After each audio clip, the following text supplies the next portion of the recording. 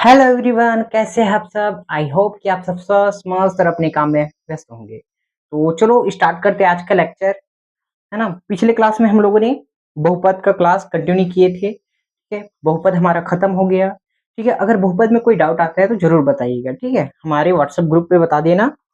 ठीक, तो चलो आज हम लोग क्या पढ़ेंगे, है ना। अध्याय 2 स्टार्ट करने वाले हैं।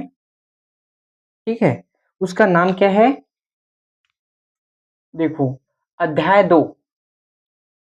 ठीक, अध्याय 2 जिसका नाम क्या है, अध्याय 2 उसका नाम है दो चरों।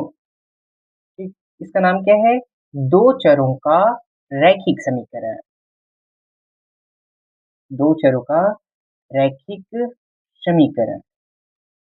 ठीक है, ठीक, दो चरों का रैखिक समीकरण, इंग्लिश में इसको बोलेंगे लाइनर इक्वेशन इनटू वेरिएबल्स। ठीक है, क्या, दो मतलब हो गया टू, चर मतलब होता है वेरिएबल्स। ठीक, और रैखिक समीकरण मतलब होता है लाइनर इक्वेशन। तो liner equation in two variables. ठीक, चलो तो स्टार्ट करते हैं अब। ठीक, दो चरों का रैखिक समीकरण यानी कि क्या, दो चर, रैखिक समीकरण मतलब जिसकी घात एक हो। तो ये ऐसा समीकरण है, ये रैखिक समीकरण, दो चरों का रैखिक समीकरण जिसमें दो चरों का एक घात हो।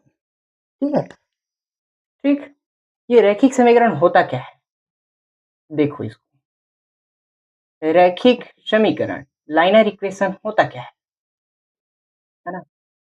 ऐसी समीकरण जिसमें चर की घात एक हो उसको बोलते हैं रैखिक समीकरण। ठीक है, रैखिक समीकरण क्या हुआ, जिसमें चर की घात क्या हो, जिसमें चर की घात एक हो उसको क्या बोलते हैं, है ना, उसको बोलते हैं आपका रैखिक समीकरण। ठीक है, और दो चरों का रैखिक समीकरण, तो ऐसा समीकरण जिसमें दो चरों का उपयोग किया गया हो और उसमें चर की घात एक हो। इन चरों की घात एक हो तो उसको क्या बोलेंगे, दो चरों का रैखिक समीकरण। ठीक है, चलो, दो चरों का रैखिक समीकरण किसको कहते हैं। ठीक है, दो चरों का रैखिक समीकरण। ठीक है, क्या होता है दो चरों का रैखिक समीकरण, बताओ भाई। तो ऐसा समीकरण जिसमें दो चरों का उपयोग किया गया हो। ठीक है, दो चरों का उपयोग किया गया हो, है ना, जिसमें क्या,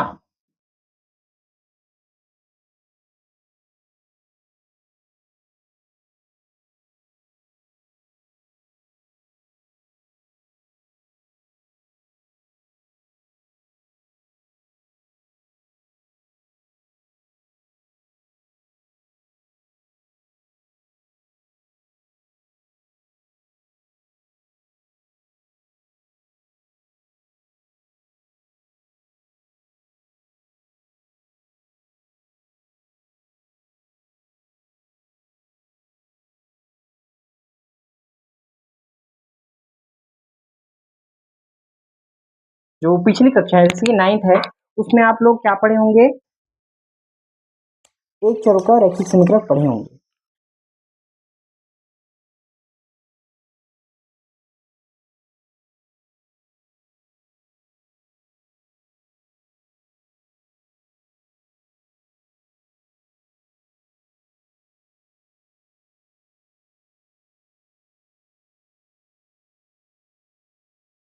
ठीक है, तो मैंने क्या बोला, मैंने बोला कि दो चरों का रैखिक समीकरण क्या होता है, तो रैखिक समीकरण होता है जिसमें, ऐसा समीकरण जिसमें चर की घात एक हो। ठीक, और दो चरों का रैखिक समीकरण जिसमें दो चर हो, और रैखिक समीकरण किसको कहते हैं, जिसकी घात एक। ठीक, ये हो गया। तो आप लोगों ने पिछले क्लास में मतलब 9th में या 8th में आप लोग पढ़े हैं, एक चर का रैखिक समीकरण पढ़े, मतलब जिसमें केवल एक चर का उपयोग किया गया हो और जिसकी घात एक हो। ठीक है, अभी इसके एग्जांपल्स बताऊंगा मैं। ठीक है, रिकॉल करवाएंगे और ठीक है, और समीकरण बनाना भी सिखाएंगे इसी क्लास में। ठीक है, इसी लेक्चर में सिखा देंगे दोनों को। ठीक, देखो अब, तो कुछ एग्जांपल्स बता रहा हूँ, जैसे कि, है ना, एक एग्जांपल बता रहा हूँ, इसको देखो जरा। ठीक, ऐसे ही आप लोग चलो उदाहरण 1 है ये। देखो, सलमा और रीमा नाम की दो बच्चियां हैं। ठीक, आप लोग अपने से रिलेट करके भी पढ़ सकते हैं इसको। ठीक है, जैसे कि राहुल और साहुल, ठीक है, दो बच्चे हैं। ठीक है, और राहुल कहता है साहुल से, क्या कहते हैं कि मेरे अंक तुम्हारे अंक से 2 अधिक हैं। ठीक, तो साहुल का जो ये है अंक है उसको x मानेंगे, और राहुल का जो अंक है वो x+2 होगा। अब क्वेश्चन में बोलता है कि दोनों के अंकों का योग कितना है? दोनों के अंकों का योग होता है 14। ठीक, तो अब इस जो बताए हैं x और x+2 दोनों को जोड़ देंगे और बराबर 14 कर देंगे भाई। ठीक, और फिर 14 करेंगे, है ना, उसके बाद वो हो जाएगा 2x+2 हो जाएगा। ठीक है, और इज इक्वल में 14। ठीक, तो ऐसी एग्जांपल्स मैं लेके आया हूँ। ठीक है, जैसे कि सुनो, ठीक, सलमा और रीमा, कौन? रीमा। ठीक, दो बच्ची हैं। सलमा कहती है, क्या कहती है? ये कहती है कि मेरे अंक, ठीक, सलमा क्या कहती है सुनो, सलमा कहती है कि मेरे अंक तुम्हारे अंक से 2 अधिक। ठीक, ठीक, तो क्या होगा? तो ये क्वेश्चन था। ठीक, ये क्वेश्चन था। तो यहाँ पे पेज नंबर कितना है बता दूं क्या? चलो बता दो, पेज नंबर है 30, अध्याय 2। ठीक, माना रीमा का अंक क्या होगा? माना रीमा का अंक होगा x। ठीक, तो सलमा बोली थी ना कि मेरे अंक तुम्हारे अंक से 2 अधिक हैं, तो सलमा का अंक क्या होगा बताओ?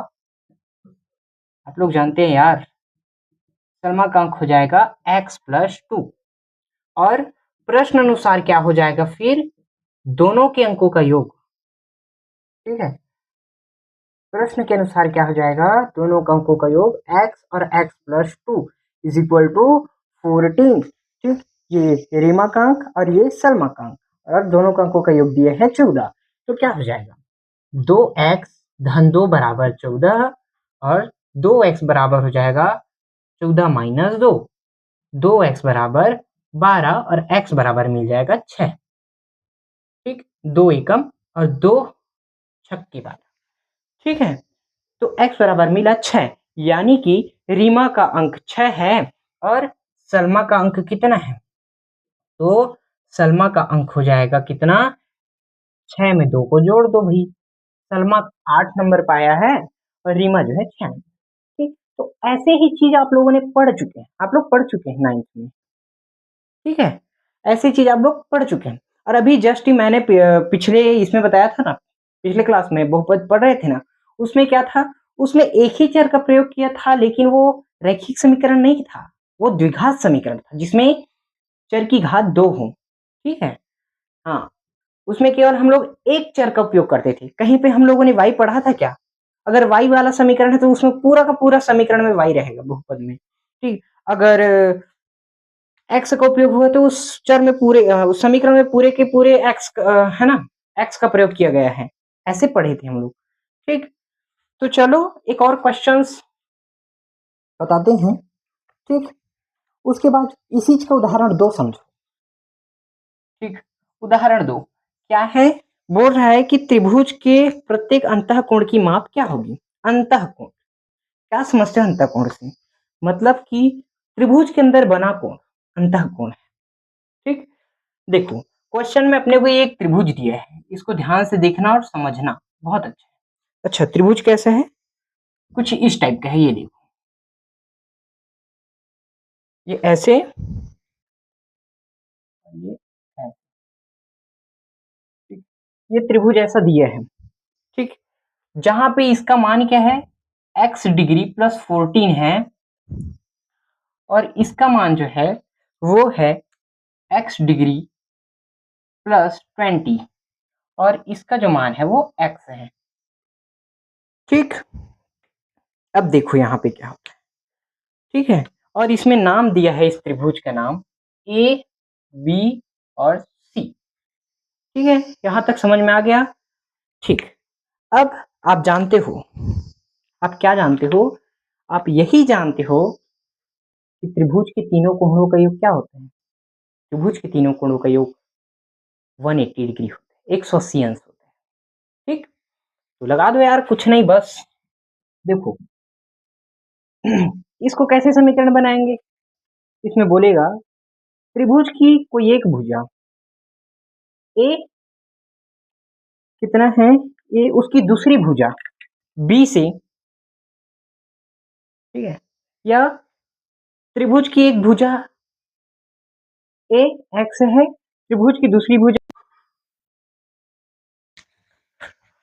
ठीक है बच्चों, देखो इसको थोड़ा से समझा देते हैं। ठीक, ये देखो, ये जो दिख रहा है ना कोण ए, इसका माप x है, कोण बी जो है उसके पहले कोण से, है ना, कोण ए से 40 अंश ज्यादा है, कोण सी जो है उसके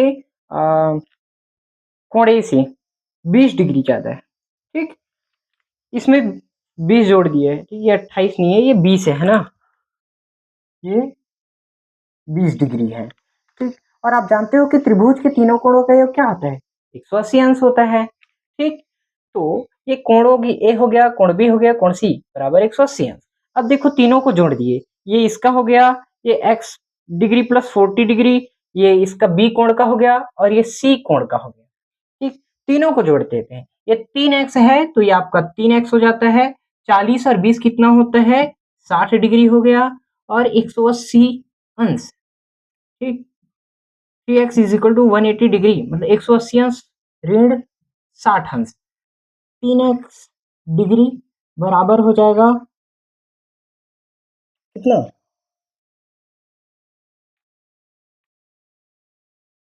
ठीक, और इस इतना में इतना जाएगा तो 120 अंश।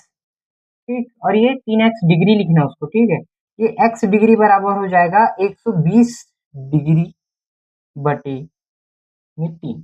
तो x डिग्री का मान आपको क्या मिलेगा, x डिग्री का मान आपको क्या मिलेगा, 3 एकम और 3 चौक 12 होता है, तो 40 डिग्री मिला। ठीक, क्या मिला, x बराबर मिला आपको 40 डिग्री। तो इस प्रकार से ये x डिग्री प्लस 40 डिग्री हो गया।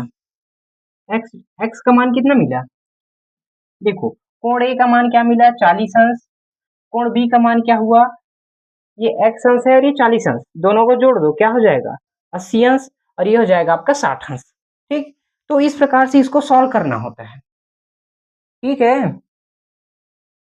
हाँ ठीक, कैमरा ठीक कर रहा, ठीक, तो ये ऐसे होता है। तो अब हम लोग सीखेंगे समीकरण बनाना। ठीक, ये समझ में आ गया होगा क्योंकि इसको आप लोगों ने 9th में पढ़ चुके हैं, समीकरण वाले चैप्टर में समीकरण बनाना ऐसे करके। ठीक, तो आज हम लोग उस चीज को एक बार फिर से रिपीट कर लेते हैं, क्योंकि यहाँ पर भी समीकरण बना के आपको सॉल्व करना है। ठीक, तो मैं रफ कर रहा हूँ भाई, स्क्रीनशॉट लेना हो तो ले लेंगे। ठीक, चलो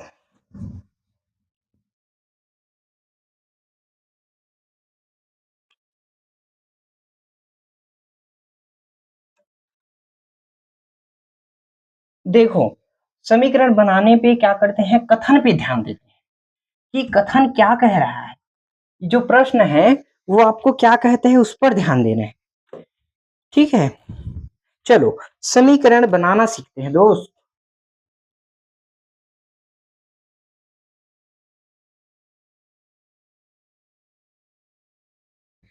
ठीक है, तो अब पढ़ेंगे हम लोग समीकरण बनाना, कि समीकरण कैसे बना। ठीक है, समीकरण बनाना, ठीक है बच्चों, समीकरण बनाना सीखेंगे। कैसे बनाते हैं समीकरण, देखो मान के चलो आपके पास एक बैग है। ठीक, आपके पास क्या है, एक बैग है। ठीक, आपके पास क्या है, बैग है, और उस बैग में, ठीक है, उस बैग में 50 के सिक्के हैं। ठीक, ठीक है ना, इस बैग में भाई 50 के सिक्के भी हैं। ठीक, 50 पैसे के सिक्के हैं और 1 रुपए के सिक्के हैं। ठीक, और इसमें बोला जाता है कि कुल इसमें कितने सिक्के हैं, कुल इसमें 100 सिक्के हैं। ठीक है, कुल कितने सिक्के इसमें, कुल 100 सिक्के हैं, ठीक है ना। कुल कितने सिक्के हैं इसमें? 100 सिक्के हैं, ठीक। अब बोलते हैं कि 100 सिक्कों में से कितने सिक्के 50 के और कितने 1 रुपए, कैसे ज्ञात करोगे? ठीक है, तो इसी के बोलते हैं समीकरण बनाना। कैसे बने? देखो, तो कुल कितने सिक्के हैं? देखो बैग में कुल कितने? 100 सिक्के हैं। तो माना 50 पैसे के सिक्कों को आप x मान लेना, 1 रुपए के सिक्कों को y मान लेना, बन गया x प्लस वाई बराबर 100। ठीक है, यहाँ पे मान लेना, क्या मानना कि माना थैला में या बैग में, ठीक है, बैग में 1 रुपए के कितने सिक्के हैं? 1 रुपए के कितने सिक्के हैं? x सिक्के, ठीक है।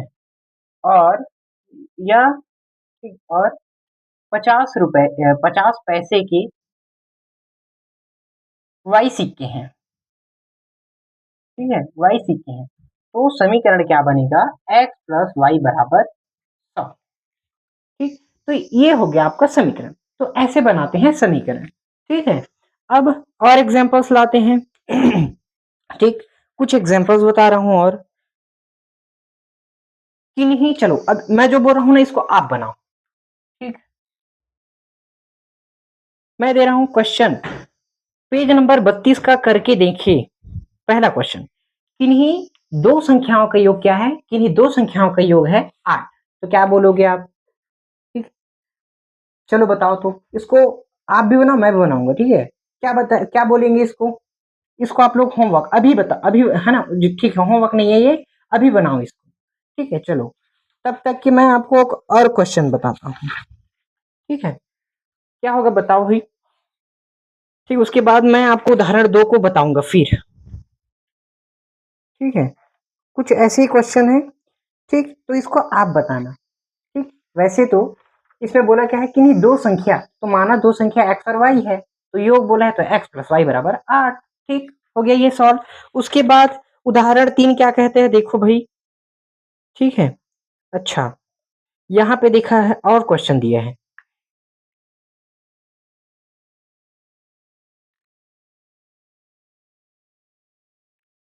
करके देखिए पेज नंबर 31 का। देखो, एक थैले में 50 पैसे के सिक्के हैं, ठीक, और इन सिक्कों की संख्या ज्ञात कीजिए। यदि थैले में 30 रुपए हैं, क्या होगा इसका मतलब? यही होगा, 50 पैसे के सिक्के है ना, कितने सिक्के हैं इसमें? 50 पैसे के सिक्के हैं, और कुल कितने सिक्के हैं? 30 सिक्के हैं। तो मतलब 30 रुपए हैं, कुल 30 रुपए हैं, और 50 पैसे के सिक्के हैं, और 1 रुपया बराबर कितना होता है? 100 पैसे। बस कुछ नहीं करना है, दिमाग लगाना है, गुणा करना है, ठीक है, कुछ नहीं करना। तो इसको आप बना लेना। और एक समकोण त्रिभुज का कोण का माप कितना दिया है? 60 डिग्री। तो दूसरे कोण का माप ज्ञात कीजिए बोला है, ठीक। ये भी बहुत आसान है, ठीक। इसको भी बनाओगे क्या आप कि मैं बताऊं इसको भी? बताओ भाई,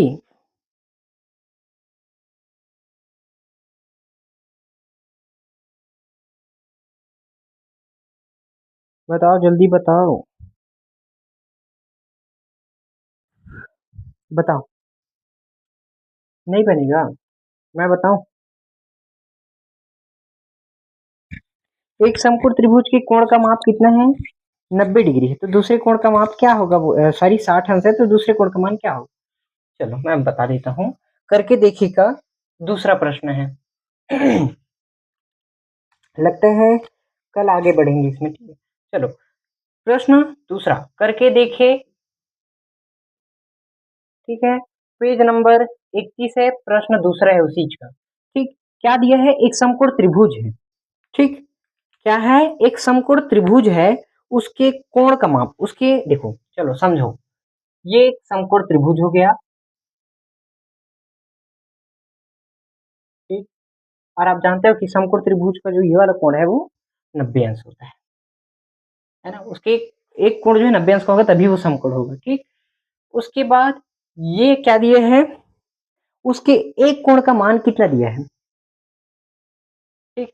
मान के चलो इसका एक कोण ये है, ये 60 हंस दिया है, ठीक, ये 60 हंस है मान के चलो, और इसको ज्ञात करना है, ठीक है ना। तो क्या होगा बताओ, तो यही दूसरे कोण का मान याद करो, माना वह दूसरा कोण क्या है, x है, ठीक, वो माना वह दूसरा कोण x डिग्री है, तो क्या बोलना कि समकोण त्रिभुज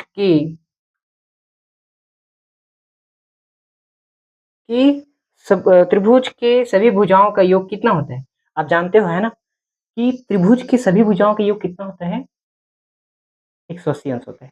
इसीलिए कोण 1, कोण 2 और कोण 3 को जोड़ दो, ठीक, जोड़ने पर क्या मिलेगा, जोड़ने पर मिलेगा 60 प्लस 90 को जोड़ देना, साथ में ये x है, ठीक, और वो x डिग्री लिखना है इसको, ठीक है ना, ये और ये 180, 60 और 90 कितना हुए, 150 हुए, और ये x डिग्री हो गया, और ये 180 अंश, ठीक, तो x डिग्री बराबर क्या मिलेगा, 30 मिलेगा अपने को, ठीक, ये 150, ये x डिग्री बराबर हो गया 30, क्योंकि 180 में 50 150 जाएगा तो आंसर 30 आएगा, तो x डिग्री बराबर 30 मिला, समझ में आ गया। अब जो पिता की आयु पुत्र की आयु की दुगनी हो तो वर्तमान है ना, तो दोनों की वर्तमान आयु क्या होगी, इसको भी मैं बता रहा हूँ। और जैसे कि मैं अभी समकोण त्रिभुज का एक एग्जांपल दिया, वैसे ही क्वेश्चंस और ढूंढते हैं आप लोगों के लिए, ठीक, चलो नहीं मिला है कोई बात नहीं, करके देखिए वही प्रश्न तीसरा को देखो, ठीक, प्रश्न तीसरा, पिता की आयु, ठीक है, पुत्र की आयु की दो गुनी है तो दोनों की वर्तमान आयु क्या होगी, ठीक है, माना पुत्र की वर्तमान आयु, माना पुत्र की आयु क्या है, माना पुत्र की आयु, पुत्र की वर्तमान आयु क्या है, वर्तमान आयु x है, क्या है, x है, ठीक, तो पिता की वर्तमान आयु क्या हो जाएगी, है ना, पिता की जो वर्तमान आयु है वो क्या हो जाएगी, पिता की वर्तमान आयु हो जाएगी 2 गुनी, यानी कि 2 गुणा x, ठीक, 2x हो जाएगा, ठीक, ये हो गया भाई सॉल्व, ठीक, उसके बाद ऐसी क्वेश्चन और दे रहा हूं मैं आप लोगों को, अब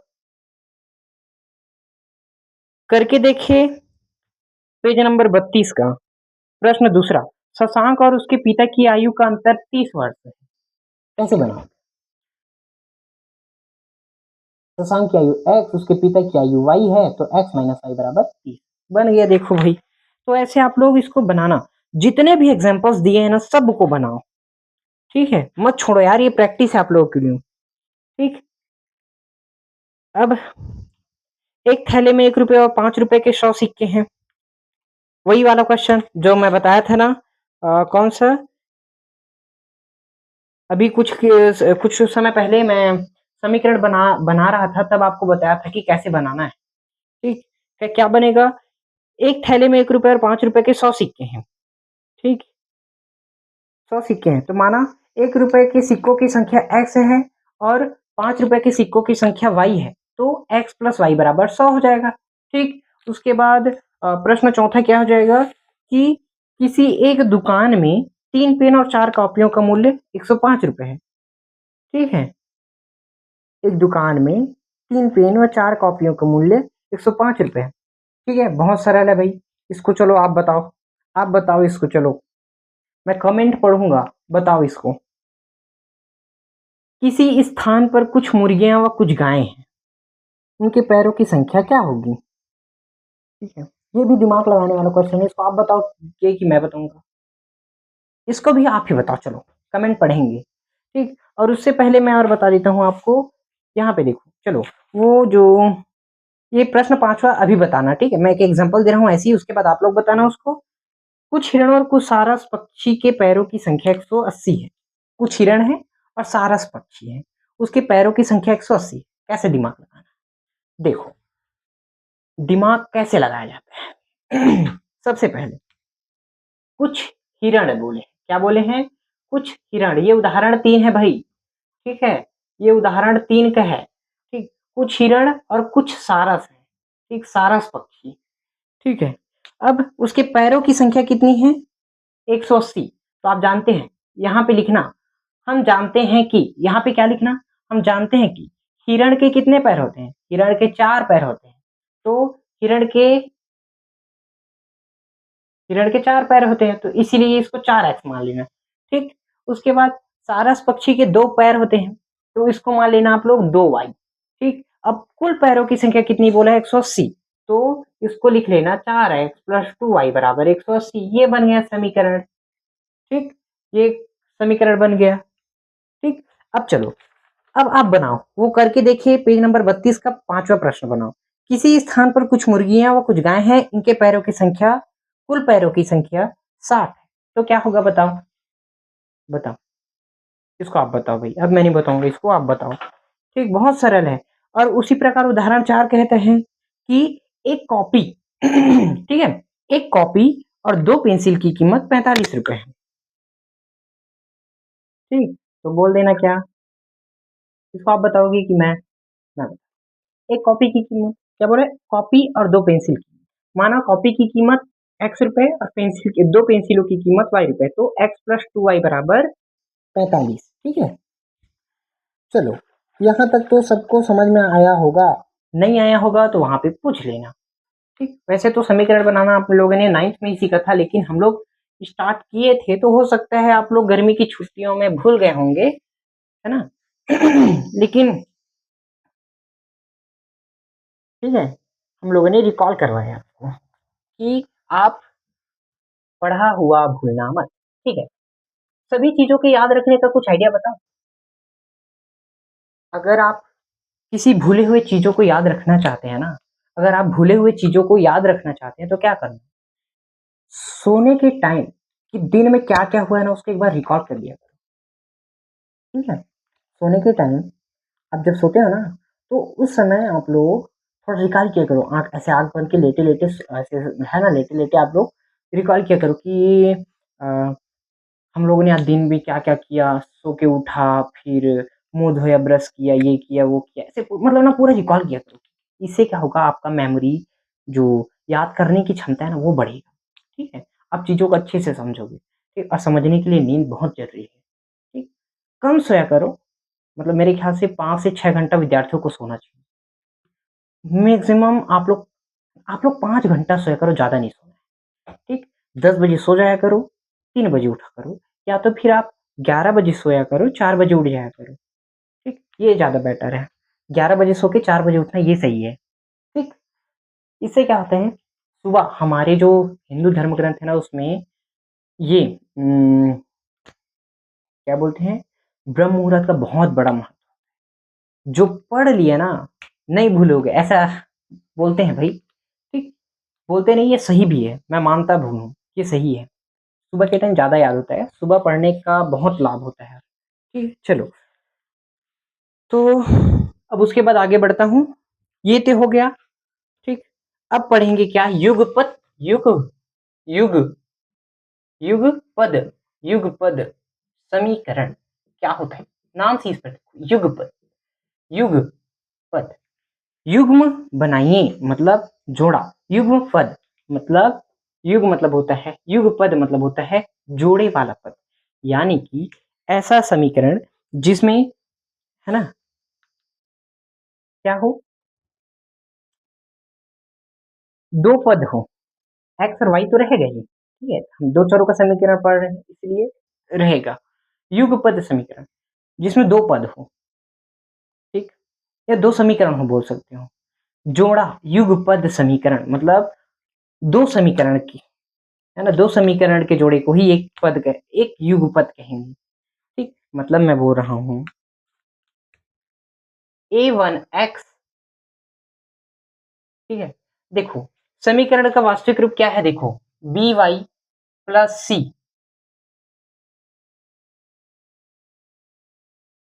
ठीक, ऐसे लिख सकते हो आप, ठीक, ये समीकरण को ऐसे वास्तविक रूप यही है, युगपत समीकरण का वास्तविक रूप यही है, ठीक। उसके बाद देखो, मैं ना आपको एक ऐसी कुछ चीज बता रहा हूँ, देखना, जो बहुत अच्छा हो, आपको अच्छे से समझ में आ जाएगा फिर,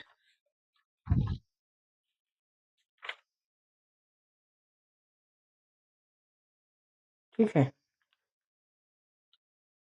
तो ये ना रैखिक समीकरण का ना निरूपण ऐसे किया जाता है, ये निकाय बोलते हैं इसको, ठीक, दो चरों के रैखिक समीकरण के निकाय को ऐसे ही लिखते हैं। ठीक, समझ में आ गया ना।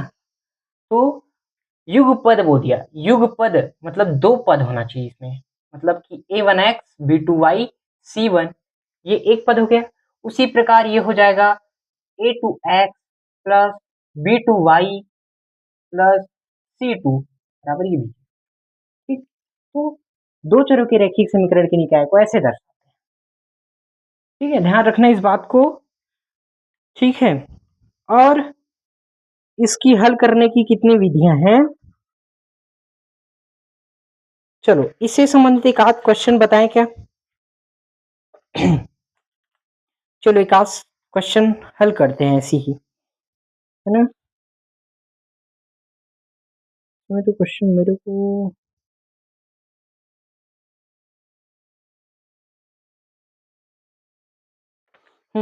ये देखो, करके देखिए पेज नंबर 34 का देखो,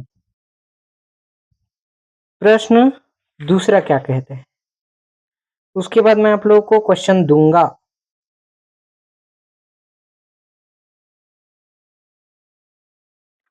चलो बताता हूं भाई।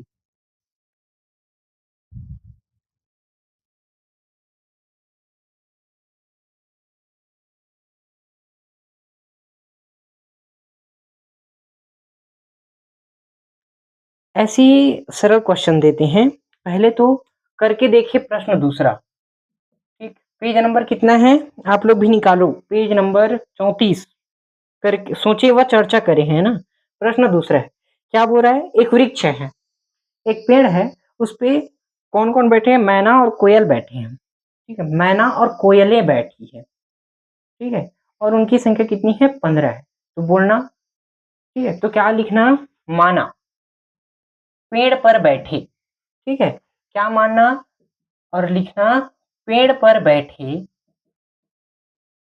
ठीक है, पेड़ पर बैठे मैनों की संख्या, मैनों की संख्या कितनी हो जाएगी, x, तथा पेड़ पर बैठे कोयलों की संख्या कितनी हो जाएगी, कोयलों की जो संख्या है वो हो जाएगी y। ठीक, तो प्रश्न के अनुसार क्या हो जाएगा, पेड़ पर बैठे मैना और कोयलों की संख्या क्या हो जाएगी, x प्लस वाई बराबर 15, ये समीकरण एक। ठीक, अब देखो, अब बोला है कि उसके पैरों की संख्या कितनी है। अब यदि उनके पैरों की संख्याओं का योग 36 है, तब मैना और कोयलों की संख्या बताइए। बताओ। आप जानते हैं कि मैना और कोयल दोनों ही पक्षियों के पैरों की संख्या कितनी होती है, 2 होती है। ठीक है, क्या होती है, संख्या 2 होती है। तो क्या लिखोगे इसको,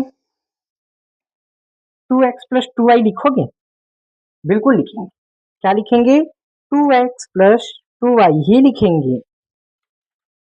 ठीक है, क्या लिखेंगे इसको, 2x प्लस 2y लिखेंगे, और बराबर क्या हो जाएगा, 36, बराबर क्या होगा, 36 हो जाएगा भैया। चलो तो एक आध क्वेश्चन मैं ढूंढ रहा हूँ आपके लिए कि किस तरह के क्वेश्चन आपको दें।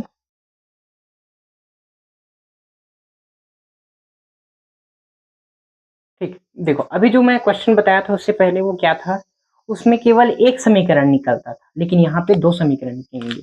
पहला समीकरण ये निकला, ठीक, और दूसरा समीकरण भी और निकलेगा। उसके बाद मैं ऐसे सब दो, जिसमें दो समीकरण निकलेंगे उसको कैसे हल करना है ये बताऊं। ठीक, चलो, तो उसके पैरों की संख्या 2 होती है, तो आप मैना की संख्या लिखिए 2x, और ये 2y बराबर 36। ठीक, अब ये चाहो तो आप सब इसको समीकरण 2 बोल सकते हैं, लेकिन जो स्मार्ट लोग होते हैं जैसे कि आप लोग जैसे, है ना, 2 को उभयनिष्ठ निकाल लेते हैं। ठीक, x प्लस वाई हो जाता है ये भाई, बराबर क्या हो जाएगा, 18 हो जाएगा। ठीक है ना। ठीक, तो x प्लस वाई बराबर 18 हो जाएगा। कैसे? ये दो जो है इधर गुणा में जाके उधर भाग में जाएगा तो काट देंगे उसको, तो वो 18 हो जाएगा। तो x प्लस वाई बराबर 18, तो ये आपका समीकरण 2 हो गया। ठीक, इसमें समीकरण 2 हो गया। ठीक, अब जब इसको दोनों को सॉल्व करेंगे हम लोग, ठीक है, इसको सॉल्व करने की 3 विधियां हैं, उसको बताऊंगा। ठीक, तो मैं आपको यहाँ पे समीकरण बनाना सिखा रहा था, चाहे तो इसको हल भी कर सकते हैं, लेकिन अभी इसको हल करना नहीं बताऊंगा।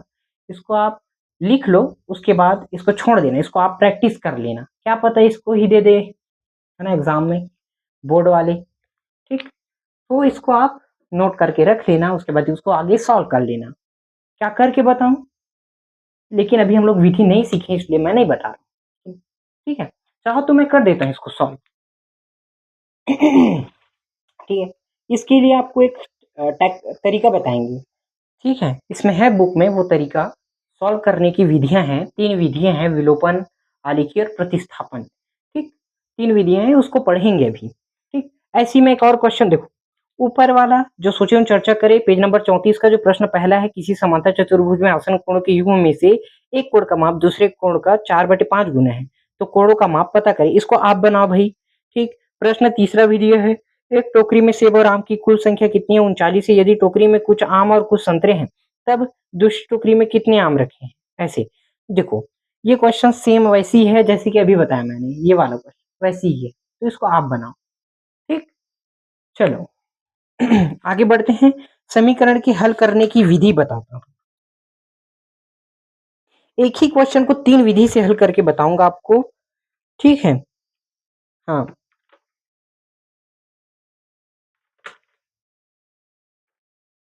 उससे पहले कैसे पता करें कि किसका हल क्या मिलेगा?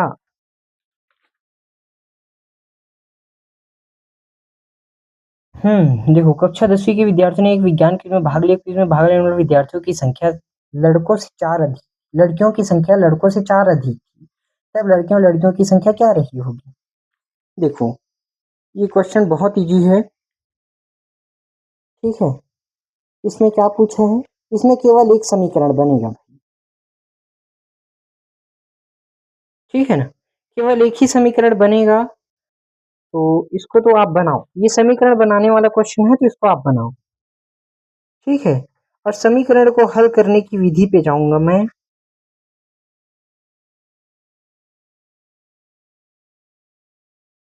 चलो, समीकरण को हल करने की विधि में जाते हैं।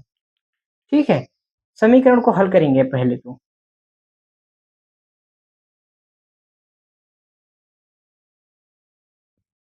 अब देखो, अब देखो क्या होगा, उदाहरण 5 को ही बताता हूँ। ठीक है, सरल है, लेकिन एक बार इसको बताते हैं, उसके बाद आगे बढ़ते हैं। ठीक, युगपत समीकरण तो हो गया, लेकिन यहाँ पे क्या सीखेंगे, समीकरण हल आलेखी विधि से बता रहा हूँ। ठीक है, कि आलेखी विधि से जब 2 समीकरण रहेंगे ना, तो कैसे हल करेंगे?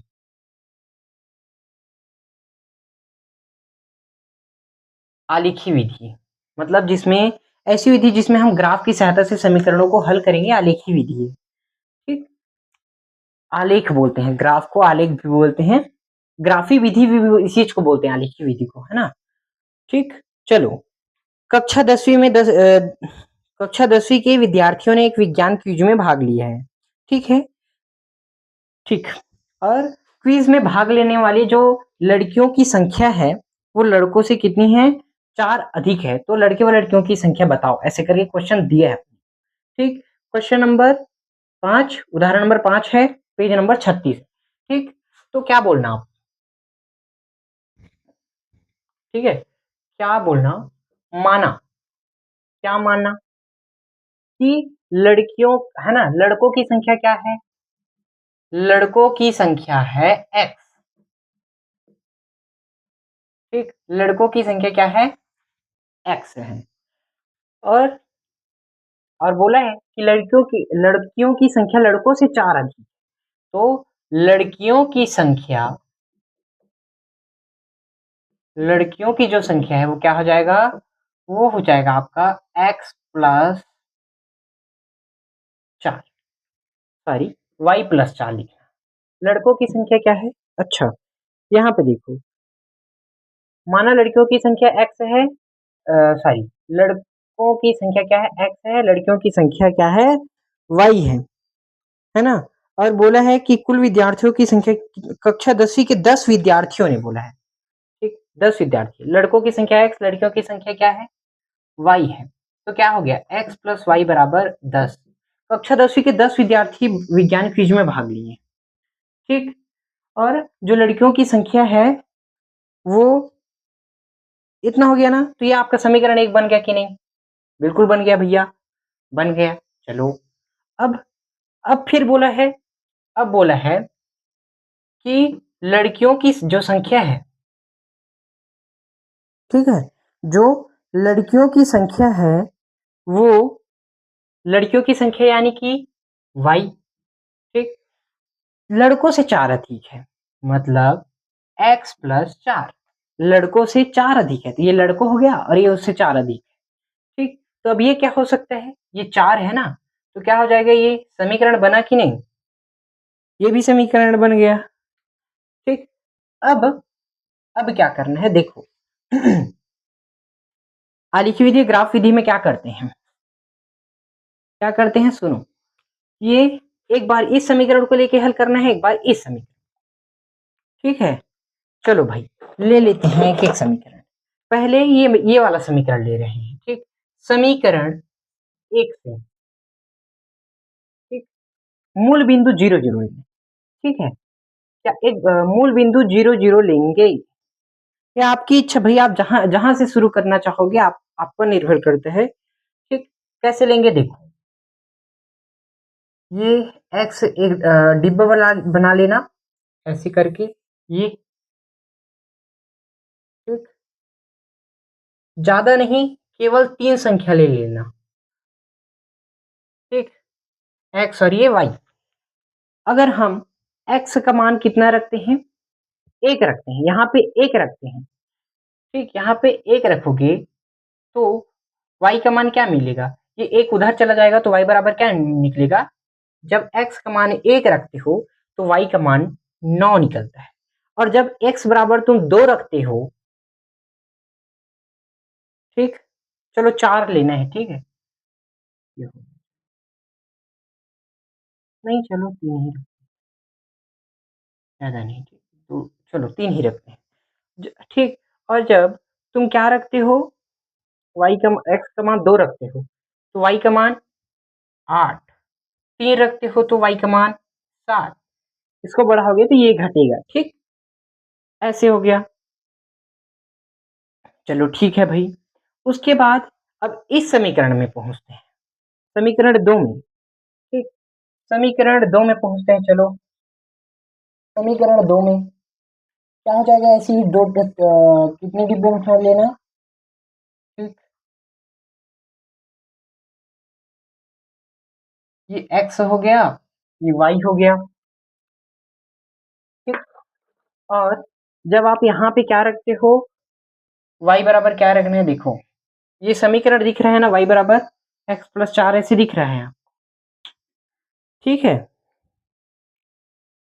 और कौन सा तो इस समीकरण में y वाले में x का मान आप एक रख रहे हो, ठीक, x एक रखो तो क्या हो जाता है, y का मान 5 होता है, अगर आप 2 रखते हो, ठीक, यहाँ पे 2 तो इसका मान 6 होता है, मतलब बढ़ रहा है इसके साथ, 3 रख रहे हो तो 7 हो रहा है, ठीक। अब इसको ग्राफ में कैसे दर्शाएंगे, देखो, ये आपका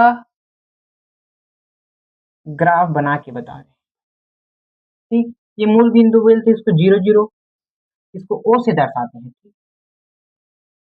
ठीक है, मूल बिंदु बोलते हैं इसको, इसको 0 0 से दर्शाते हैं, ठीक, ये हो गया।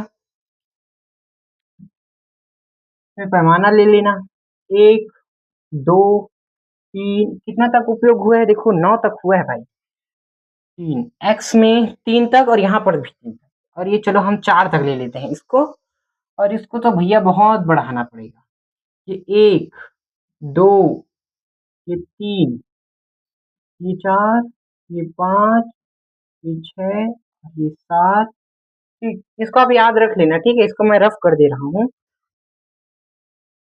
चलो 1 2 3 5 6 7, ठीक है। ये ऊपर में एक्स ये वाई, ठीक। 6 हो गया, 7 हो गया, के बाद ये 8 हो गया, ये 9 हो गया, और ये एक एक्स्ट्रा ले लेना, ठीक। और ये 10। चलो चलो भाई, एक्स पक्ष के देखो, ये एक्स है। जब एक्स का मान 1 है तो वाई का मान कितना है? 9। यानी कि जब एक्स का मान 1 है, मतलब ये, इसको बोलते हैं एक्स अक्ष, इसको बोलते हैं वाई अक्ष, ठीक। जब एक्स का मान 1 है तो वाई का मान कितना है? 9। यानी कि इसको इसके बराबर, ठीक।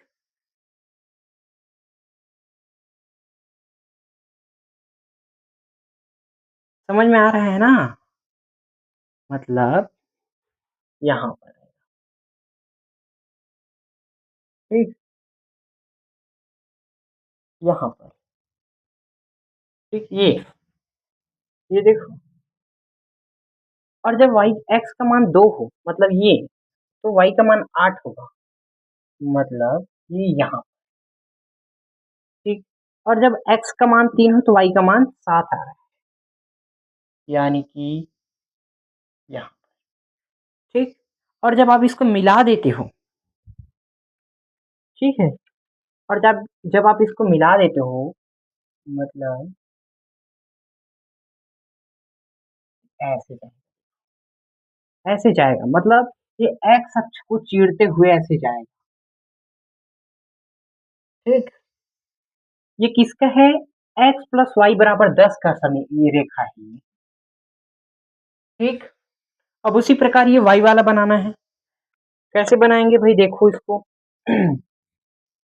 वाई का मान, देखो, जब एक्स बराबर 1 रखते हैं तो वाई का मान 5, एक एक्स बराबर 1 तो वाई का मान 5, यानी कि यहाँ, ठीक है। और जब हम वाई बराबर सॉरी एक्स बराबर 2 रखते हैं तो वाई बराबर 6, यानी कि यहाँ पर। और हम वाई बराबर 3 रखते हैं, एक्स बराबर 3 रखते हैं तो वाई बराबर 7 है, यानी कि यहाँ पर, ठीक। तो ये जो है इसको ऐसे चिरते हुए जा रहा है, ऐसे चिरते हुए, ठीक। दोनों ओर रेखा रहता है इसका, ठीक है, ऐसे, ठीक। और ये किसका समीकरण है? ये y बराबर एक्स प्लस 4 का समीकरण, ठीक। ये y बराबर एक्स प्लस 4 का समीकरण है। समझ में आ गया ये?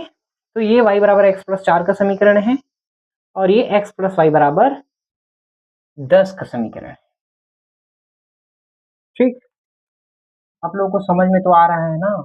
नहीं आ रहा होगा भाई तो आप हमारे व्हाट्सएप ग्रुप में जुड़ जाओ, है ना। जुड़ने के लिए 8305735107 पर आप मैसेज कर देना, भैया मेरे को ग्रुप में जोड़ दो, मैं जोड़, ठीक। ठीक है, तो ये रहा इसका, ये चीज, ये इसका रहा ग्राफ। यानी कि यहाँ पे अपने को हल प्राप्त हुआ हमें, ठीक। इसका हल हमें क्या प्राप्त हुआ बताओ, है ना। अब देखो भाई, मेरा जो ग्राफ है वो, है ना, गलत भी निकल सकता है, मतलब ऐसा नहीं कि मैं गलत बनाया हूँ, ठीक। ये देखो मिला के देख लेते हैं, ये 3 पे मिला और ये 7 पे मिला, यानी कि जो हमारा मान है वो 3 और 7, यानी कि x बराबर 3 मिला और y बराबर 7 मिला, तो यही इसका आंसर है, ठीक। यानी कि लड़कों की संख्या 3 है, और, ठीक, और लड़कियों की संख्या वाई, लड़कों के 3 है, लड़कों की संख्या 7 है, 4 अधिक है ना, देख लो। तो हम लोग सही बनाए, ये आलेखी विधि से बता रहा हूँ, ठीक है ना। तो ये हो गया।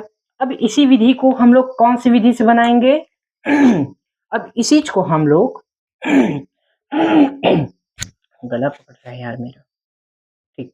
ये आलेखी विधि से समझ में तो आया ना?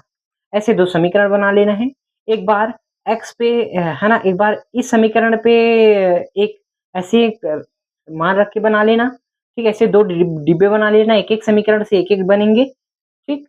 उसके बाद क्या करना है, ये जो मान रहेगा उस मान को आलेखी विधि में आपको रख देना, ठीक। तो ऐसे हो गया। तो ठीक ध्यान याद रखना कि हमें x बराबर क्या मिला, x बराबर हमें 3 मिला था और y बराबर 7 मिला था, ठीक। तो देखना अब जो हल करने वाला हूं ना उसमें भी या तो फिर x का मान 7 है ना, देखना उसमें x बराबर ही 3 मिलेगा और y बराबर ही 7 मिलेगा, देख लेना। चलो ठीक, चलो अब मैं आपको बता देता हूं क्या विलोपन विधि। अब ठीक, विलोपन विधि बता रहा हूं। ठीक, अब ध्यान देना भाई, विलोपन विधि कैसे बनाते हैं। ठीक, क्या बता रहा हूं, अब मैं विलोपन विधि बताने जा रहा हूं। बता दूं क्या यहीं पे, या बाद में बताऊं? कोई भी क्वेश्चन को सीधा एक ही बार में, प्रश्नावली 2 में है वो। ठीक, जो विलोपन आलेखी वगैरह बोल रहे हो ना, वो प्रश्नावली 2 में उपयोग हो रहा है, लेकिन मैं आप लोगों को इसको प्रैक्टिस के लिए बता देता।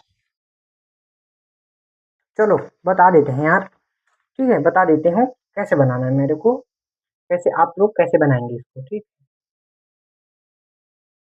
चलो इसको बनाने के लिए क्या करना, आलेखी विधि के लिए तो आप इसको ऐसे लिखे थे, लेकिन आप विलोपन के लिए कैसे लिखो, इसको इसी फॉर्म में लिखना है। या तो इसको इस रूप में बना लो, y इधर रहे ऐसा, या तो फिर इसको ऐसे बनाओ। ठीक, तो हम लोग y को ऐसे बना देंगे। ठीक, ये क्या हो जाएगा, ये x हो गया। ठीक, और ये माइनस को उधर भी, ये y को उधर भेज देते हैं और 4 को इधर, तो क्या हो जाएगा, x माइनस वाई बराबर -4। ठीक समझ आ रहा है ना। और ये हो गया आपका समीकरण 2। ठीक, समीकरण 1 व 2 को हल करने पर ऐसे लिख लेना, क्या लिखना कि समीकरण 1 व 2 को हल करने पर, ऐसे कर। ठीक, क्या लिखना देखो, अब घटाना है, कुछ नहीं करना है, घटाना है। ये x हो गया प्लस y बराबर 10 हो गया। ठीक, उसके बाद ये x हो गया माइनस वाई हो गया और ये -4 हो गया। और आप जानते हो, क्या जानते हो आप लोग, कि घटाने की प्रक्रिया में बहुपद के नीचे का चिन्ह बदल जाती है। ये प्लस है ना, ये तो ये माइनस हो जाता है, और ये माइनस है तो ये प्लस हो जाएगा, और ये भी प्लस हो जाएगा। ठीक, दिख रहा है ना।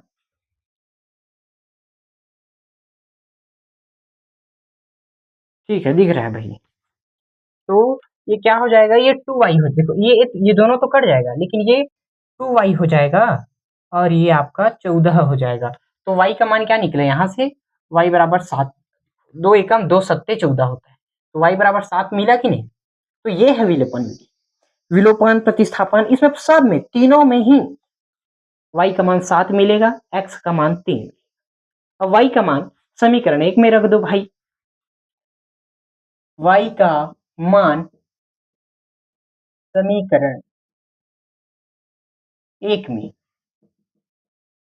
ठीक, आलेखी विधि को आलेखी विधि क्यों कहते हैं, क्योंकि उसको ग्राफ में, ग्राफ का उपयोग करते हैं, आलेख का उपयोग करते हैं, इसलिए उसको आलेखी विधि कहते हैं। ठीक, विलोपन विधि में क्या करते हैं हम लोग,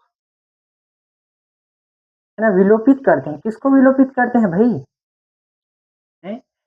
समीकरणों को करते हैं, इसलिए। और y का मान समीकरण 2 में रख देते हैं, सॉरी 1 में रख देते हैं इसमें। तो ये x हो गया, ये प्लस y क्या निकाले हम लोग, y का मान निकाले 7 बराबर 10 है। चलो ये x बराबर 10 माइनस 3, तो x बराबर अपने को मिला 3, मिल गया ना, y बराबर 7, x बराबर 3, सॉल्व। ठीक है, ये वही मिला कि नहीं। अब क्या करेंगे अब बनाएंगे हम लोग प्रतिस्थापन। अब कौन सी विधि बनाएंगे, प्रतिस्थापन विधि। ठीक है,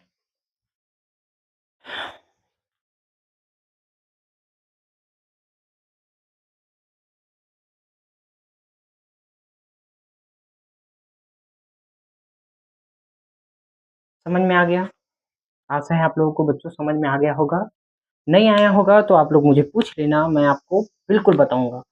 कमेंट में लिख दो, कमेंट में लिख दो कि हाँ हाँ समझ में आया, ऐसे करके ये वाला इमोजी सेंड कर दो। चलो ठीक है, और मेरे चैनल पर अगर नए हो बच्चों तो आप लोग सब्सक्राइब कर लेना चैनल को, ताकि आप लोग को ही ये मेरा वीडियो मिलता रहे। आप लोग अच्छे से मेहनत करो, आप लोग को इस बार मेरिट पक्का कर देना है। ठीक है, हमारे जो कबीरधाम जिला है ना, वहाँ से कोई बच्चा नहीं आया यार, अभी एक आई है एक बच्ची, उसका नाम क्या है, रिया साहू, है ना। 2025-26 में उनका नाम आई है मेरिट में हमारी कबीरधाम जिले से। मैं देखा हूँ बहुत से बच्चों का मैथ्स में थोड़ा सा कम आया था, ठीक है। बोल रहे थे कि भैया थोड़ा गणित का पेपर कठिन आया है, ऐसे करके। कोई बात नहीं, इस बार आप लोग छोड़ देना, ठीक है। मैं आप लोगों की सहायता के लिए हूँ, समझ में नहीं आएगा तो आप लोग मुझे पूछ लेना, ठीक। तो चलो, ये x बराबर 3 हो गया ना, y बराबर 7। अब पढ़ेंगे हम लोग प्रतिस्थापन विधि, ठीक। अब क्या पढ़ेंगे, यही देखो ये क्या था अभी, ये अभी विलोपन विधि हो गया था, ठीक।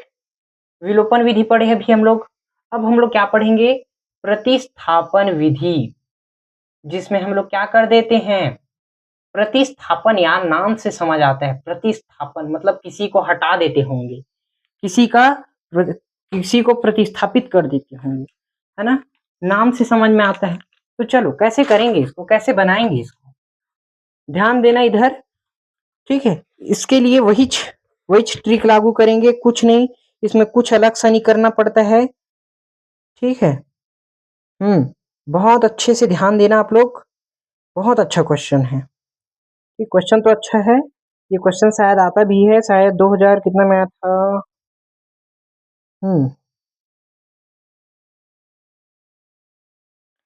प्रतिस्थापित, जैसे कि यहाँ पे प्रतिस्थापित विधि में आलेखी विधि की ही तरह करते हैं।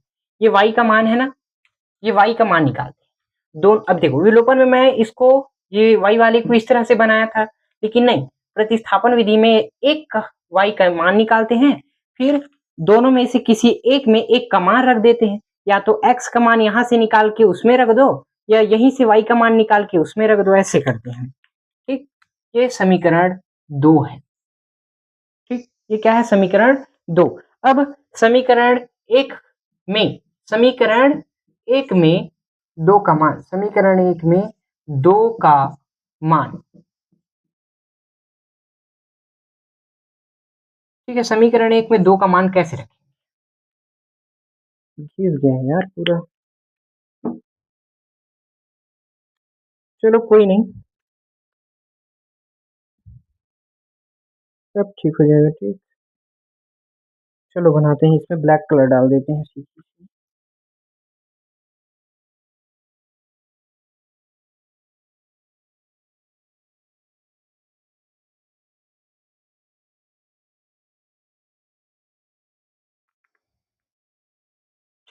क्या करेंगे इसमें, समीकरण एक का मान, समीकरण एक के में 2 का मान को रख देंगे। समीकरण जो दिख रहा है ना, समीकरण 2, ये इसका मान यहाँ पे रख देंगे, y है ना इसे, तो ये x हो गया, ठीक। प्लस ये y दिख रहा है, y का मान रख दो, क्या है y का मान, y का ऐसे कोष्टक में लिख लेना तो आपको समझ में आ जाएगा।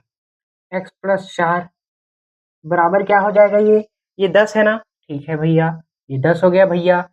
उसके बाद ये x कोष्टक खोल दो, x प्लस 4 बराबर 10, क्या मिला, 2x हो गया, प्लस 4 हो गया बराबर 10। ये एकदम विलोपन विधि जैसा ही है यार ये भी, ठीक है।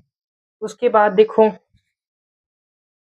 ये x है ना, क्या मिलेगा, 2x इज इक्वल टू 10 ऋण 4, और 2x बराबर 6 होगा, x बराबर मिल गया 3, 2 एकम 2 तिया, ठीक।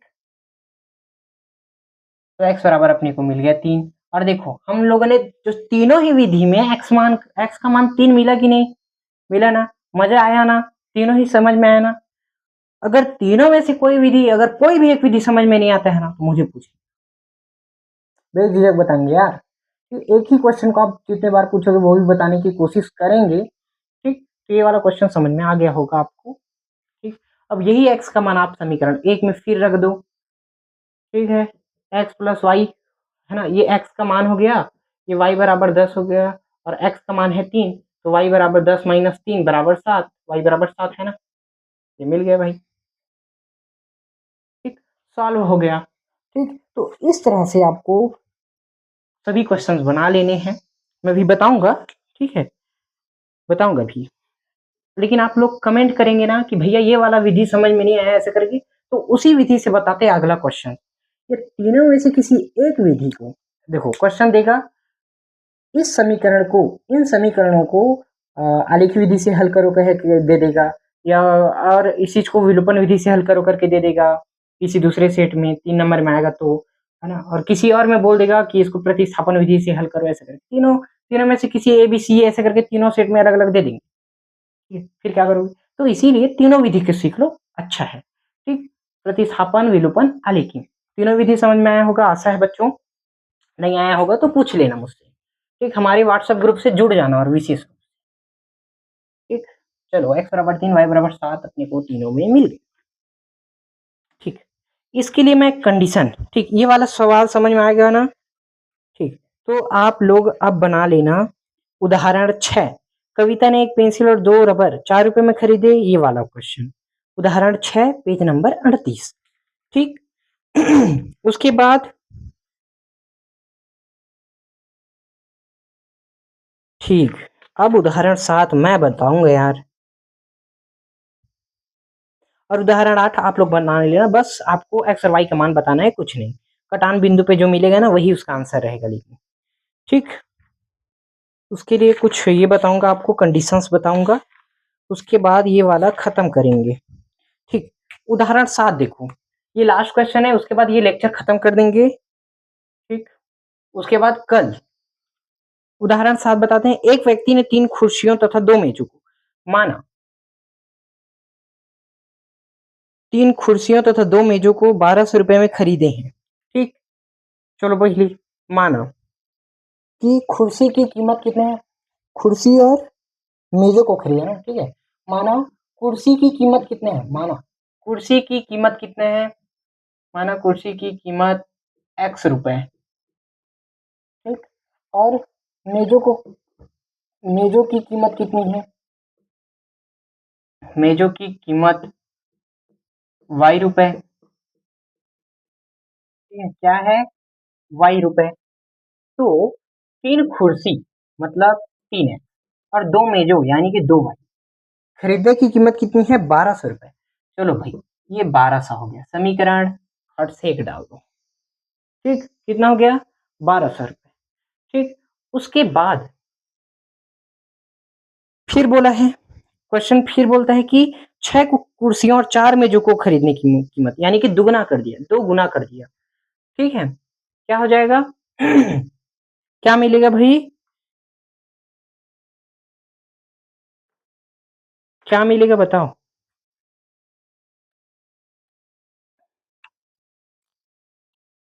दुगुना कर दिया है। प्रश्न के अनुसार, प्रश्न के अनुसार 6 कुर्सी और 4 मेजों की कीमत 2400 हो गया, मतलब दो गुना कर दिया। क्योंकि यहाँ पे उभयनिष्ठ निकलेगा, ठीक है, उभयनिष्ठ निकालेंगे उसके बाद समीकरण देंगे। 2 को उभयनिष्ठ निकालेंगे तो ये x हो गया, ये है ना, 2y हो गया बराबर 1200 रुपए हो गया, और फिर अपने को क्या मिलेगा,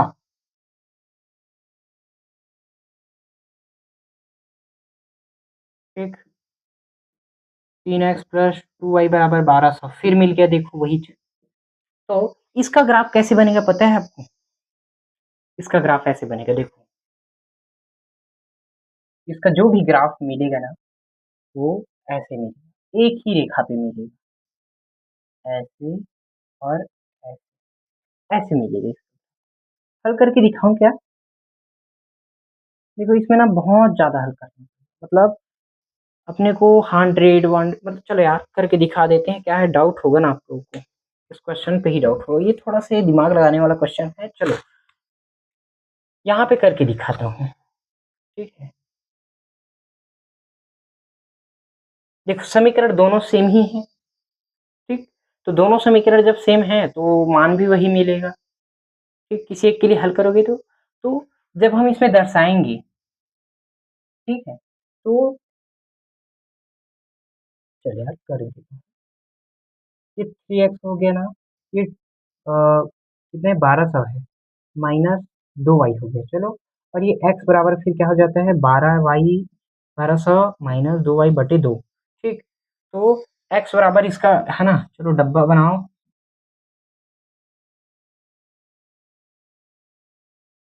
x हो गया, ये y हो गया। ठीक, जब मैं x बराबर क्या रखूं, हाँ ये वाला बनाना चाहिए। चलो यार सिंपल वाला,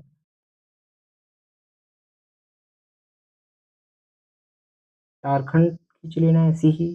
ये x का मान है, ये y का मान। x बराबर जब यहाँ पे 1 रखता हूँ तो y का मान क्या आ जाएगा बताओ। देखो लंबा जा रहा है यार, बहुत ज्यादा लंबा। तो 1200 में 3 घट जाएगा तो क्या होगा बताओ, 1197। और 1197 का फिर आधा करो। ठीक है, तो कुछ नहीं, जब ये एग्जाम में आए तो कैसे लिख लेना मैं बता देता हूँ। जब ये वाला क्वेश्चन एग्जाम में आए तो आप लोग कोई भी जब इसको हल करोगे ना, वैसे तो ये हल हो जाएगा, पूरा का हो जाएगा। ठीक है, टेंशन वाली कोई बात नहीं। क्यों? क्योंकि भाई ये दोनों समीकरण सेम है, मतलब जो रेखा प्राप्त होगा वो एक दूसरे के ऊपर प्राप्त होगा, यानी कि संपाती बोलते हैं।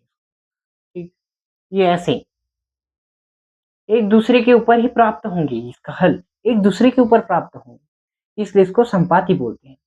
ठीक, हाँ चलो फिर, चाहे अच्छा इसको किसी भी विधि से हल कर लो, है ना, यही प्राप्त होगा, यही की यही प्राप्त होगा, कुछ और एक्स्ट्रा नहीं होगा इसका। अच्छा, ऐसे क्वेश्चन को कैसे हल करेंगे भाई, तो बता देना, इसके लिए मैं नियम बता रहा हूँ। ठीक, और नियम क्या है सुन लो। अब तीनों विधि बता चुका हूं, इसके लिए नियम बता देता हूं। सुनो, नियम सुनो, नियम। ठीक, क्या चीज का नियम है भाई ये,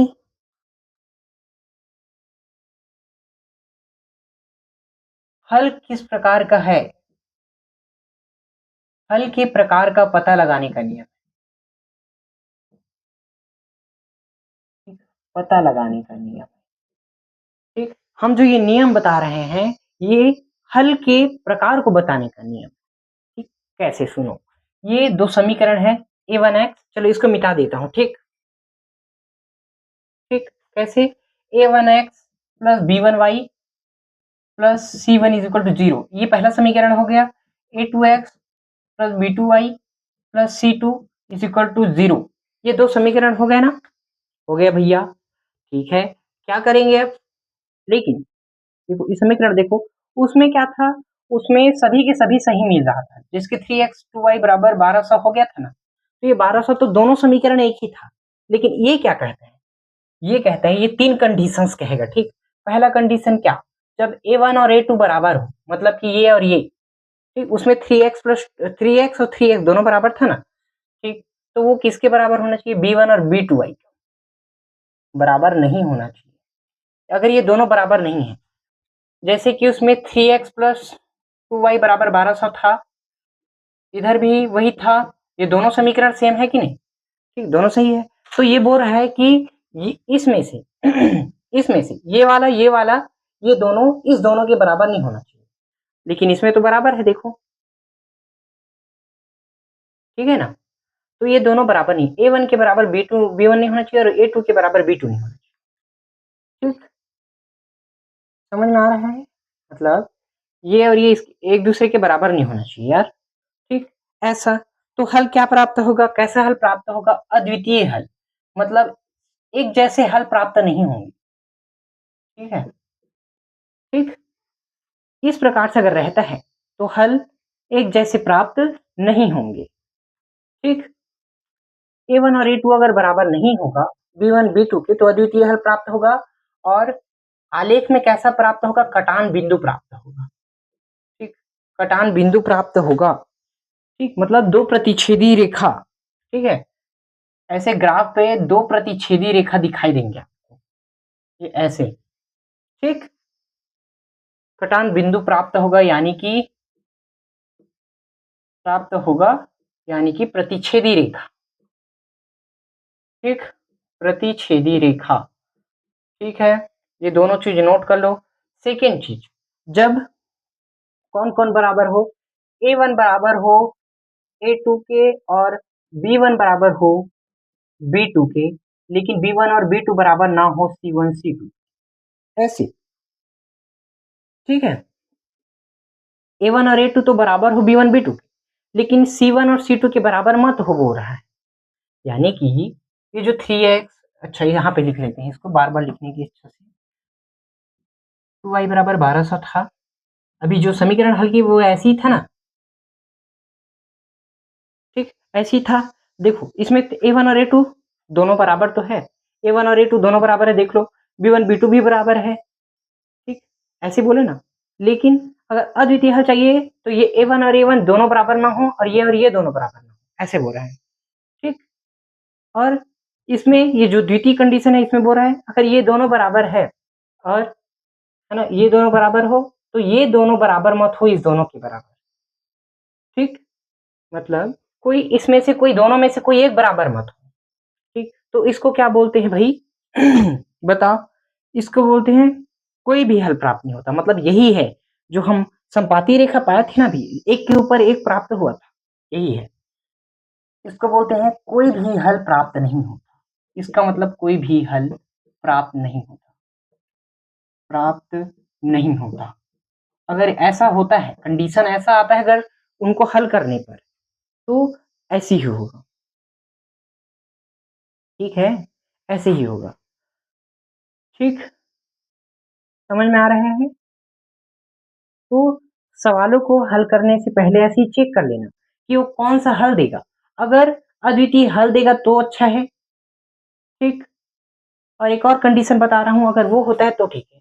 तो यहाँ पे जो बिंदु प्राप्त होगा क्या होगा, संपाती रेखा प्राप्त होगा, ठीक।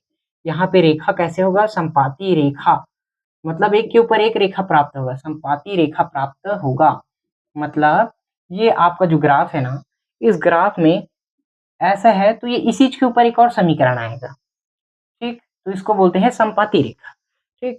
कंडीशन 3 क्या है, कंडीशन 3 कहता है कि A1 और A2 बराबर है B1 और B2 के, ठीक। तो ये C1 और C2 के भी बराबर होगा, मतलब अनंत हल प्राप्त होगी इसका,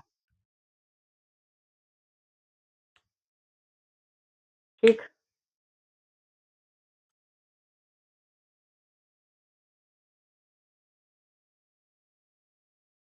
देखो ये समांतर रेखा हो गया और ये पूरा का पूरा बराबर, मतलब ये, अच्छा, ठीक। इसको क्या बोला था बच्चों मैंने, कोई भी हल प्राप्त नहीं होगा। कब कोई भी हल प्राप्त नहीं होता, जब दोनों रेखा ऐसी जाती हो, सीधे की सीधे, जब दोनों रेखा समांतर रेखा होगा, है ना, इसमें ऐसे और ऐसे जा रहे हैं, जब दोनों रेखा एक दूसरे के समांतर हो, जब कहीं भी कटेगा ही नहीं तो कैसे कोई भी हल प्राप्त होगा भाई, ठीक। तो कोई भी हल कब प्राप्त होगा, जब दोनों रेखाएं समांतर हो, ठीक। तो इसमें समांतर रेखा प्राप्त होगा और इसमें रेखा कैसे प्राप्त होगा, इसका हल क्या मिलेगा, इसका हल मिलेगा अनंत हल, ठीक। अनंत हल प्राप्त होगा या अनेक हल प्राप्त होगा, ठीक। अनंत या अनेक हल प्राप्त होगा, ठीक। उसके बाद इसमें रेखा कैसा रहेगा, संपाती इसी में रहेगा। जो अभी हल किए थे ना ये वाला क्वेश्चन, ये इसी का उदाहरण है। इसमें बिंदु क्या नहीं होता, इसमें जो रेखा प्राप्त होता है, ठीक, वो एक दूसरे के ऊपर ऐसे प्राप्त होता है, ठीक। अद्वितीय हल में रेखा क्या प्राप्त होता है, कटान बिंदु वाला, यानी कि प्रतिच्छेदी रेखा प्राप्त होता है, ठीक। और इसमें क्या प्राप्त होता है, इसमें कोई भी हल प्राप्त नहीं होता क्योंकि दोनों रेखाएं बराबर हो, तो जब कटेंगी नहीं तो हल कहाँ से प्राप्त होगा, ठीक। और इसमें तीसरी कंडीशन है, उसमें दोनों रेखा एक के ऊपर एक, यानी कि संपाती रेखा, यानी कि अनंत हल प्राप्त होगा, ठीक है, ठीक। तो कोई भी क्वेश्चन बनाने से पहले इसको चेक कर लेना, ठीक है। कोई भी क्वेश्चन बताने से पहले इसको चेक कर लेना, ठीक है। कोई भी क्वेश्चन बनाने से पहले इसको ऐसे ही चेक कर लेना दोस्त, ठीक। चलो बढ़िया। अब देखो कैसे चेक करेंगे। मान के चलो अभी जो बनाया ना वो समीकरण कैसे है, चलो अभी तो उसको बता देते हैं, ठीक। अभी तो मैं कविता वाला बता दूं क्या, कविता एक पेंसिल और, नहीं इसको आप बनाओ, ये बहुत सरल है तो इसको आप बनाओ, ठीक। इसको मैं किसको बताऊं,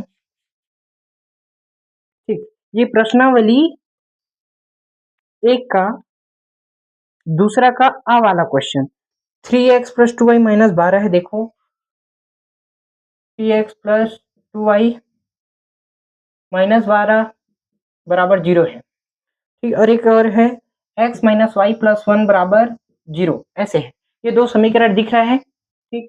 इसकी तुलना कर लेना है a1x plus b1y plus c बराबर 0 से, ठीक। और इसकी तुलना कर लेना a2x plus b2y plus c2 बराबर 0 से, ठीक। a1 बराबर क्या होगा, b1 बराबर क्या होगा, c1 बराबर क्या होगा, ठीक। ऐसे ही निकालो पहले, चलो निकालो, आप मेरे साथ किया करो, ठीक है। मैं जैसे जैसे करता हूँ ना आप लोग भी कर लिया करो, ठीक। a1 बराबर यहाँ पे क्या है, 3 है। यहाँ पे b1 बराबर क्या है, 2 है। c1 बराबर क्या मिलेगा यहाँ पे, -12, ठीक। यहाँ पे x का मान क्या है, 1 है, कुछ नहीं है मतलब 1, ठीक। यहाँ पे -y है मतलब -1 और यहाँ पे 1। चलो अब निकालो, ऐसे ही निकालो। पहले a1 और a2 निकालना है, ठीक। a1 a2 और b1 b2 निकालना है पहले तो। चलो a1 a2 3/1 मिलेगा, ठीक। 3/1। अब दोनों अगर बराबर हो तो वहीं पे अद्वितीय हल प्राप्त हो जाएगा। अगर नहीं होता है, बराबर नहीं होता है तो अद्वितीय हल प्राप्त होगा, अगर बराबर होता है तो अद्वितीय हल प्राप्त नहीं होगा। आगे बढ़ेंगे, ठीक। 2 बटे, देखो ये मिला क्या, -2/1 हो गया अब, ठीक है। मतलब ये दोनों बराबर नहीं है, यानी कि जो हल प्राप्त होगा वो क्या है, अद्वितीय हल, मतलब ये वाला हल प्राप्त होगा, ठीक। ऐसे ही चेक करना है, ठीक। और वैसे ही और क्वेश्चंस होंगे जो कहीं कहीं पे ये वाला प्राप्त होगा, होता होगा, और कहीं पे ये, ठीक। जैसे कि हम लोग अभी वो वाला क्वेश्चन पढ़े थे ना, 3x + 2y बराबर 12 वाला, 1200 वाला, 1200। तो इसमें जो है कौन सा प्राप्त होता था, ये वाला, जिसमें पूरा का पूरा बराबर था, सबके सब बराबर था, ठीक। तो ऐसे आप लोग इसको प्रैक्टिस करके देखो, और लगभग आज की क्लास हम लोग यहीं पे खत्म करने वाले हैं, ठीक है। तो मिलेंगे अगले क्लास में बच्चों, ठीक है। तब के लिए बाय बाय।